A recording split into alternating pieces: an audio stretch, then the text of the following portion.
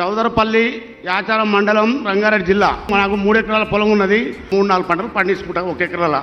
అదే తర్వాత తతిమ భూమిలో ఇంకోటి హార్టికల్చర్ వాళ్ళు అగ్రికల్చర్ వాళ్ళు సహకరించినందుకు మాకు ఎన్నో రకాలుగా ఆదుకుంటున్నారు. హార్టికల్చర్ వాళ్ళు డ్రిప్ ఇస్తున్నారు, అగ్రికల్చర్ వాళ్ళు ఏమో పెసలు కందులు అవేయాలని బయట సేద్యానికి వాళ్ళు చెప్తున్నారు. ఇప్పుడు మాకు డ్రిప్ 7 సంవత్సరాలు అయితే డ్రిప్ నడుస్తలేదు అయ్యా, పెద్ద మనసు చేసుకొని ఒకటి 5 సంవత్సరాలకు 4 సంవత్సరాలకు పెట్టు, డ్రిప్ పెడితే డ్రిప్ ద్వారా వెళ్తాం.